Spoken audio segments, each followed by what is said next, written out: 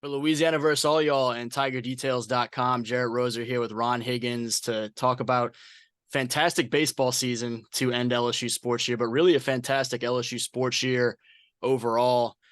Ron, you've seen a lot of baseball through the years at LSU. You've seen a lot of LSU athletics. I mean, just let's start diving into it. When you look at this run Jay Johnson and company had up to Omaha and capping the program's 7th national championship, how are you reflecting on it now, a couple weeks in the rear view? I had to take the toughest road of any LSU team that's won the national championship. Not being in baseball, really, you have to beat the number 2 seed twice and number 1 seed twice. I don't think they've ever had to do that, and they had to come out of the losers bracket to do it. Every game they had to win, they won. They faced an elimination game. Two or three times. I mean, Wake Forest had to be twice. Tennessee had to be once. So they had to win 3 straight elimination games to get to the finals, and they handled all of them. I was just thinking the other day how they made every play they had to make. I mean, to win games, they made the defensive plays, the timely home runs, the Tommy Tanks, walk off, the Beloso homer against Florida.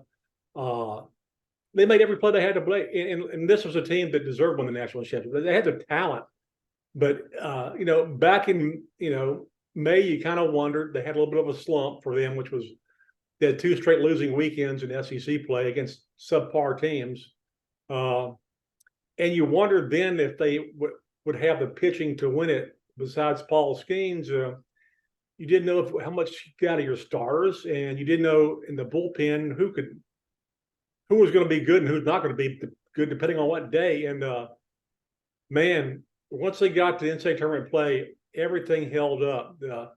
Ty Floyd pitched great as a second-day starter. They had some other guys come in and start and pitch well. The relief pitching was really good. Riley Cooper, who early in the season wasn't that good. I mean, his opposing batting average against Riley Cooper early in the season was like 300. And he was supposedly, but this was our best reliever, the guy who we depended on the most. And he lived up to it, and certainly in the NCAA tournament and the College World Series. I think 3 saves and a win. So many, Ty Floyd, 17 strikeouts. I mean, they had so many clutch performances, and I'll just remember it as a team that it lived up to the pressure. I mean, it was a preseason of number 1 going in. They held it for 12 weeks, had a little dip, but once the NCAA tournament started, the green light went back on, and really everything came together. You hit on so many aspects there. When you look back at some of these past titles in the 90s and the moments that live in history, the amount of moments that this run had are insane. You hit on several of them. You also have the Trey Morgan defensive play to Alex Milazzo behind the plate. Josh Pearson with a huge catch in the outfield late in that. Was that the Wake Forest game or the first? Yeah. He hit a hot liner at him. He takes 2 steps forward, realizes, and just backpedals and throws his glove up. I mean, that saves him right there. It just time after time, the clutch plays. It was absolutely not amazing, but I think this team really stuck to Jay Johnson's mantra of just taking it 1 pitch at a time, 1 game at a time. It had really great focus on the task at hand. The ability to flush that horrible loss in Game 2 to Florida was just one of the most astounding things I've ever seen. When you get pounded by 23, 24 runs you put on you, 23 hits, something like that, and you're just awful. And now Jay Johnson was very smart in that game, and he realized after about 3 or 4 innings it was done, and he just threw everybody out there to pitch to hadn't pitched like about a month to save his arms. And they got to that final game, and they had so many available arms. I mean, guys who have been arrested, and Florida had nothing left. They really did. I mean, the LSU pounded their freshman phenom, and they started putting guys who Florida staff was a bit different than LSU's. Florida staff, they used 2 to 3 same relievers almost every game in that series, and they did the regionals too. They didn't wander outside. There's like this little trio of pitchers. and I think it eventually caught up with them in the finals. But LSU just kind of had a lot of options there. Even Skeens was going to come back and pitch if they needed him for 30 pitches, but they didn't even need that. I mean, the way LSU performed last game was kind of like what this team finally broke loose with a lot of hits. And even with the final margin of victory in that last game, they still left the most runners they left on base all season. I think like 18 or 19. They had like 30 base runners in that game. It was an incredible team to watch, an incredible team to deal with all year. And the way that Jay Johnson blended in transfers with the players he had back was just masterful. Can't say enough. He did a great coaching job with this team. Everybody bought in. There were no egos. This team enjoyed playing with each other, and it's rare when you get all these egos together and nobody cares who gets the credit, and they all like each other. It's kind of rare in today's athletics.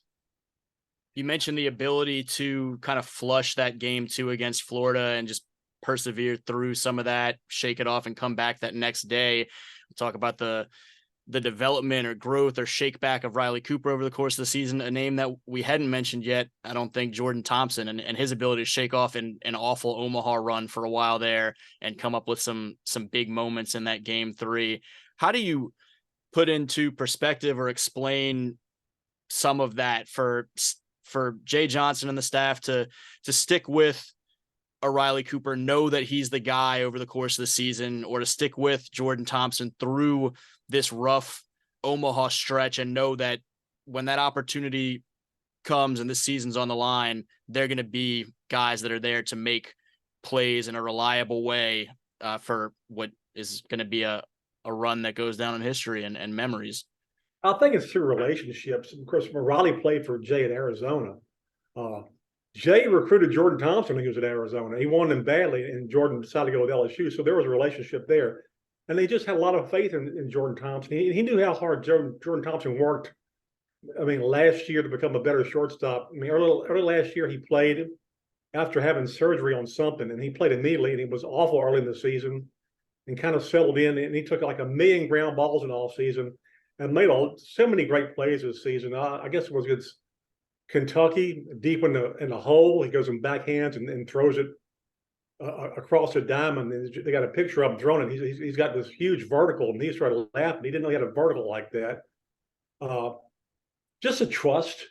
He was 1 for 30 when he went to the last game, and I thought that was a turning point of the last game. When he broke through and got the RBI, I think it's for LSU's first run. It just this huge weight kind of lifted off of him and off this team. And it was like, wow, we're going now. You could see it. I mean, the crowd was behind him, chanting his name, and he gets the hit and he got another RBI. I think that was a huge turning point early in that game when he got that. Yeah. It just like the team just kind of really took off from there.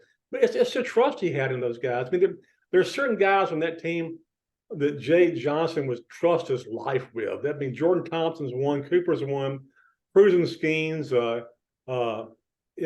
are a couple of others. Cade Beloso. There's so many guys on this team that all of them had a lot of great stories. I mean, Dugas and Beloso stick around through injuries. I mean, Beloso, the cruelest injury of all last year, when he gets hurt in the pregame. The little huddle they do when they rock back and forth, jumps up and he lands on his knee and tears his knee up in the pregame of the first game of the season. And then things always work out. I know a lot of young people don't believe that. I mean, a lot of times things happen. It's the worst thing in the world that happened to him. How can this happen to me? But he had the faith to realize all things happen for a reason. And the reason was he got to came back and play on a championship team and have his best season ever. So many players on this team. Hayden Travinsky, who didn't start a game until the Ole Miss series, overcome some early season injuries, and played great down the stretch at catcher. Took Milazzo's place, and then Milazzo coming back in the World Series, taking Travinsky's place and playing great, making a great play at the plate on Morgan's fielding thing, and then also in the finals when he leaped over the catcher and scored and broke his foot. There's so many. I guess this team has so many memories this year of things that happened all year. Tommy White, he'll be back, and just it's just like it was automatic when he got to the plate, and he batted like 600 or something when Cruz was on base. But Tommy White he's an unusually cool dude. Remember early in the season, right before one of their first SEC series, we asked him, "You excited to play in this?" This is one of your first SEC series. You pretty pumped for it? He goes, "I don't know, man. I mean, they throw balls, I hit walls." This is doing a lot of gold chains, and he's the only guy I've seen that when he swings, the whole crowd reacts, whether he hits it or not. When he misses, it's like, oh, because if he connects, it's just like in orbit somewhere. And he had a great knack. And I don't believe an opposing team would pick up on the scout report, pick up on this. He did a lot this year. Right when a relief pitcher came in, I mean, he went after the first pitch because he always figures relief pitchers are coming in, they want to get the ball over the plate. Mm-hmm. And he had several first pitch home runs this year off relief pitchers. And so when the Wake Forest guy comes in, and relieves his first pitch, it's like, I want to get the ball to the plate, and he puts it in the stands, ball game. And improved at third base as he went along during the year. So, I mean, they'll rebuild. I mean, we're doing this a few days before the draft. I mean, they're losing 7 or 9 position players, and they'll probably losing their best 3 or 4 pitchers. But this year kind of proved. I mean, they had a lot of freshmen who are good, and they'll get the best of the transfer portal because that's how it works now. You have great years, and you prove you can win in any sport. If you build it, they will come immediately, especially if there's NIL money there. That's interesting. The thing about college sports now, if you show you have a good program, and because of the exposure you get over TV, radio, and LSU does a great job with their social media, and it helps to have some of your athletes. Olivia Dunn make millions, but she knows how to market it, and it's paid off for her. And credit her, she's starting a fund or to help female athletes make more money at LSU and then probably eventually elsewhere.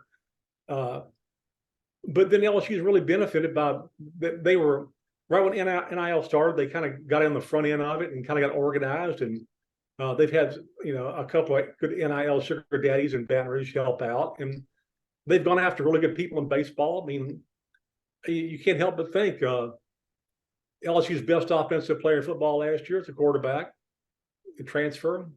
Best defensive player was a defensive lineman, Makai Wingo, transfer. But women's basketball started 4 of the 5 stars were transfers. Men's baseball, Skeens and White, transfers. And that's kind of like the new wave of college athletics now. I mean, if you get hot and you show you can win, and if the NIL money is there, and you get the exposure, I just think a key element of this thing really, really, really is LSU's marketing for its athletes through social media. They're constantly being marketed. It looks like they're having a good time playing, and people, I mean, athletes see that and they want to come play here. Like the girl from Louisville basketball, Haley, I can't remember her last name, Van Lith.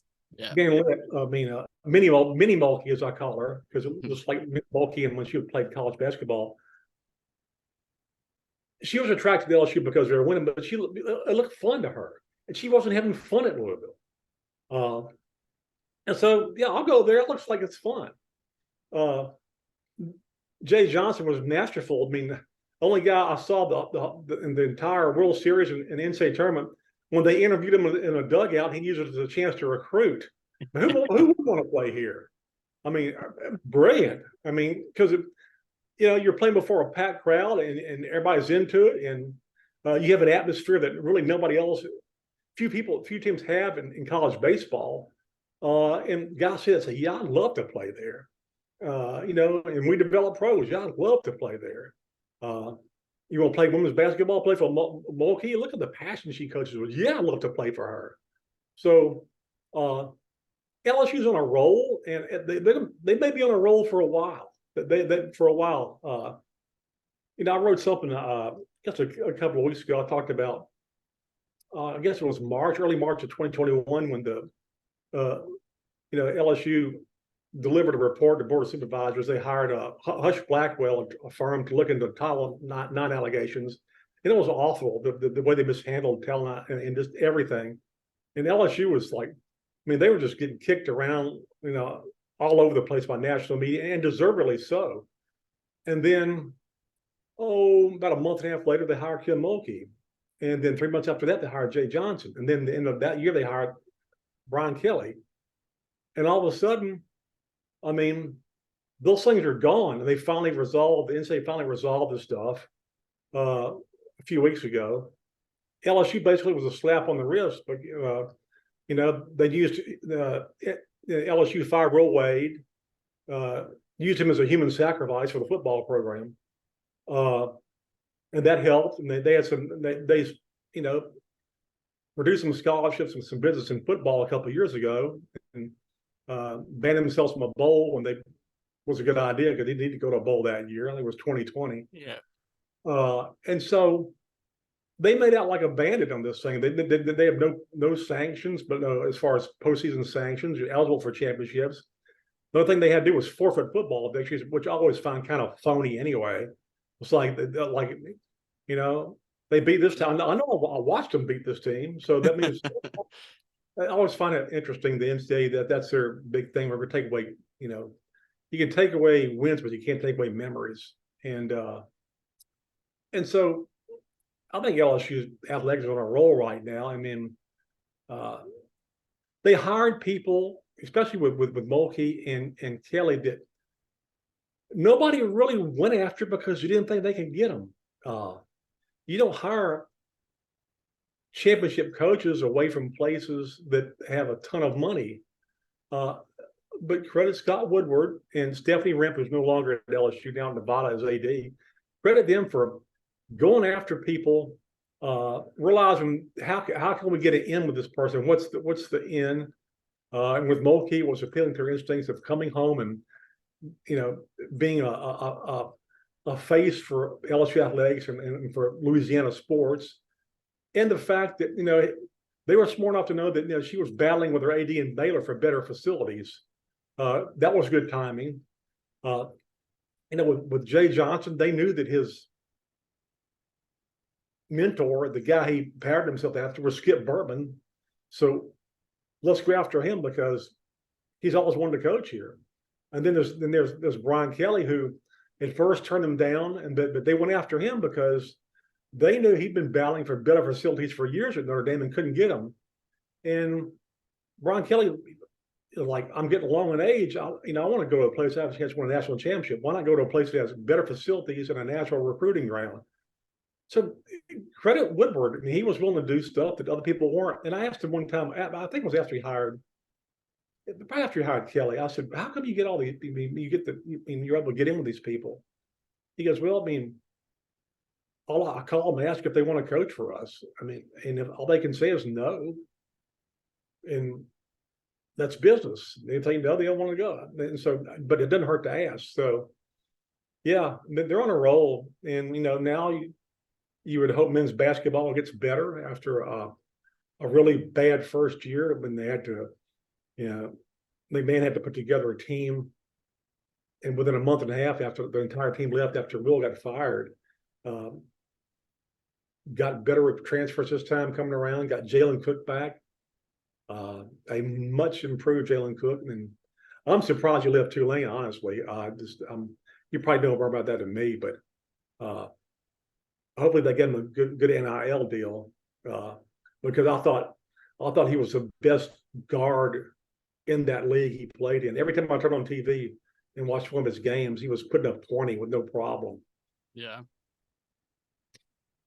When you talk about the run that LSU's on and how different the world of college athletics is right now, it feels like LSU has as much momentum across the athletics board as any university in the country right now. You talk on the heels of just the spring sports and the women's basketball breaking through for a national championship, baseball having the run it just had, and some of the other aspects you mentioned of NIL and marketing, the expectations for the football team going into this year. We didn't talk about some of the events, national championships for the outdoor track and field season that just wrapped up a month and a half ago, if even.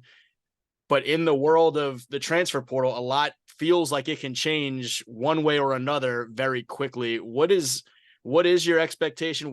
Why should we assume, and you may have just hit on it some with just the oversight from Woodward and company at the top, the expectation is that these good times are going to keep on rolling for the foreseeable future.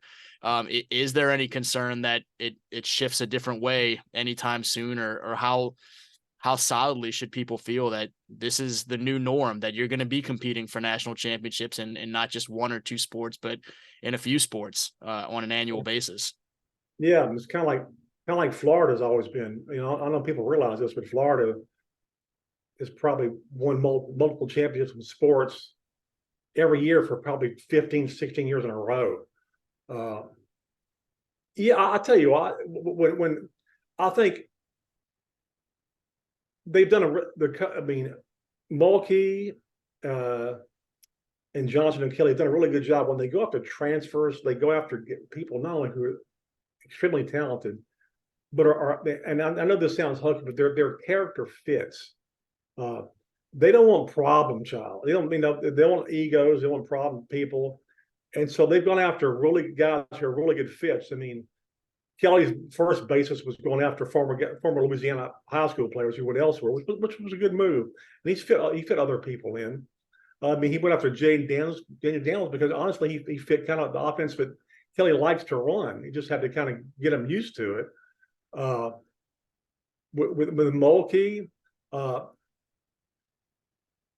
she got players she knows she can coach. Listen, there's like as Mulkey says, Kim said, there's a lot of big personalities on that team. Okay, you got Angel Reese, who a relentless rebounder who's really never quits running, but she plays that way, and Mulkey understands that. It's like, as long as you produce, I have no problem with it. You got, Flau'jae Johnson, who's a rapper. You just have a lot of big personalities, and so she's willing to recruit talent that she thinks she can coach, and maybe some of the personalities are bigger than the ones that Johnson got or Kelly got, but there are people that she feels can fit how she coaches. I think each of those coaches got people that they felt that fit the atmosphere of the team, the culture of the team. The LSU women's basketball, I mean, they have fun all the time, and there's a lot of talking.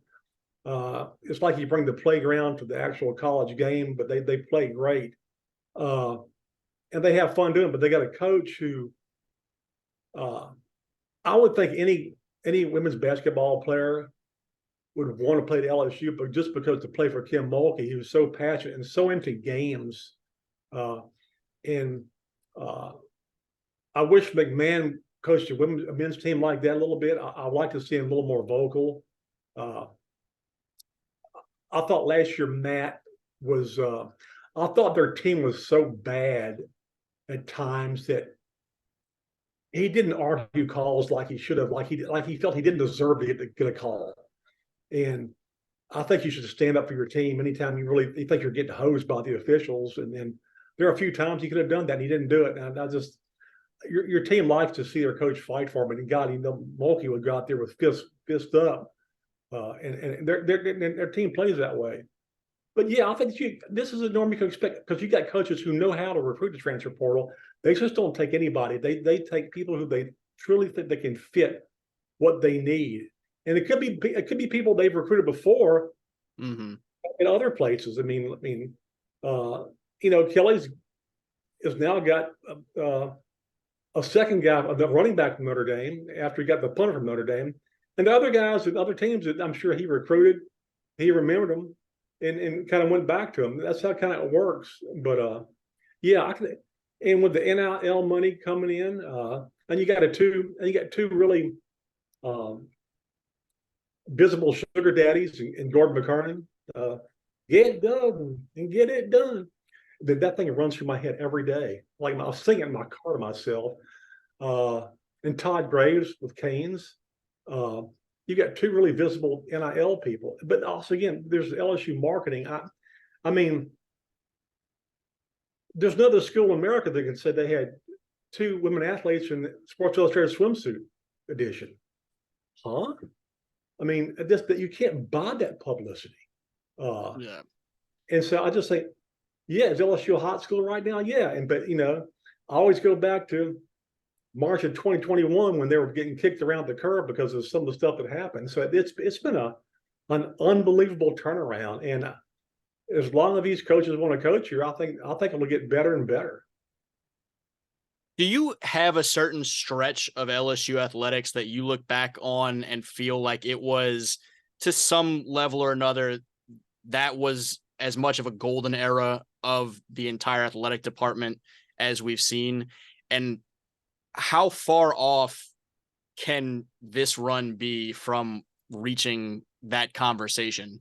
If they go in and have the type of year next year with Kelly in year 2 potentially competing for a playoff spot and maybe beyond once you get there, and the expectation now that the women's basketball team is a favorite to go repeat potentially, baseball set up the way it is, how quickly can this become an era of LSU athletics that people are looking at as we're living in the good days right now in a historic level?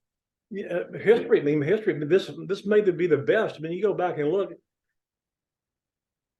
There are very few times where football and men's basketball and women's basketball and baseball all lined up. Skip didn't come along until the late 80s. And by the time he got it going in the early 90s, LSU football was awful. LSU basketball was kind of in decline after Shaq left in the early 90s. So that was a struggle. It hasn't lined up like this. And I always felt like it comes back to hiring really good coaches. And if you hire really good coaches, most of the time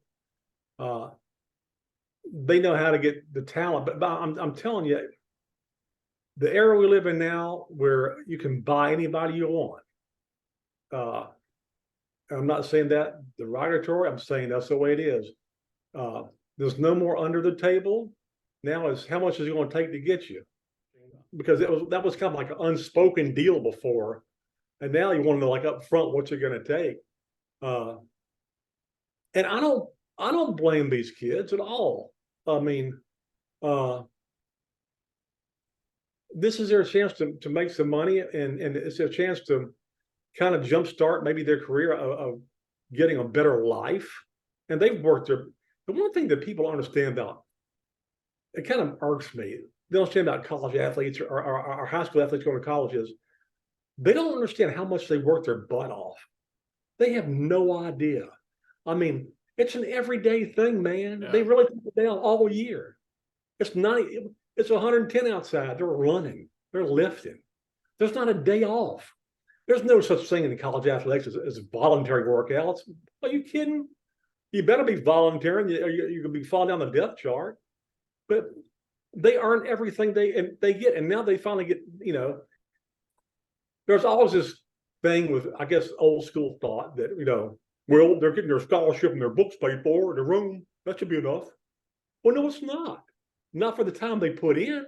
It really isn't. I mean, the demands of me. Anybody who played college sports in the 60s and 70s will tell you the work they put in then is half of what they put in now.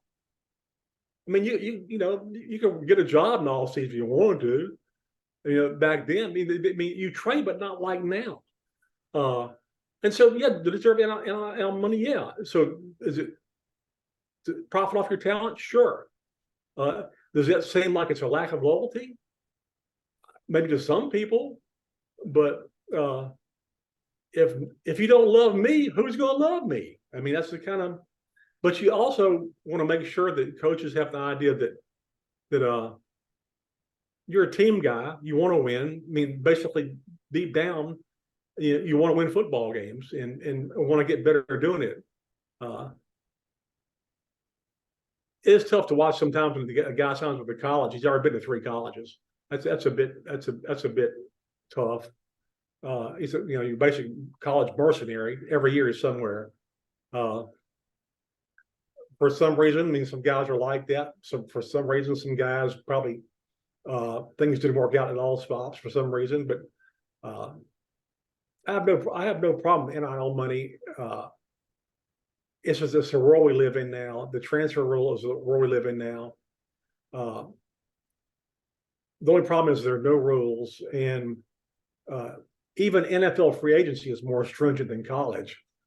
At least they have some rules, and it's hard. I realize it's hard to be a head coach now than it was even 10 years ago because of the stuff you have to deal with. I mean, the NIL and the transfer rule, and the fact that a guy could transfer if he doesn't not get enough playing time or not get enough money. And the coaches who are old school coaches like Saban or whatever, I'm sure they have to bite their lip a lot of time. Like, I need this guy, and I just need to, try to work it out with him. But it's a different world we live in. But it's, you know what? College sports changes. It's kind of exciting. It really is. I mean, if you just understand your mind that you're watching kind of professional sports on a lower level, and it's not win one for the old purple and gold and sis boom bah. If you kind of put it in perspective, then it's okay. There you go. And we're on the clock now with the time winding down on our meeting. So I'll let you go here, but I certainly appreciate you taking some time and contextualizing some of this in a historical context. Always great to hear from you, a guy that's been around so much high level LSU athletics in all the sports. And it's definitely a fun time to watch it all coming together. Appreciate you, man. I'm glad to still be around. He's Ron Higgins, TigerDetails.com, and for Louisiana versus all y'all as well. Jarrett Roser. Appreciate y'all.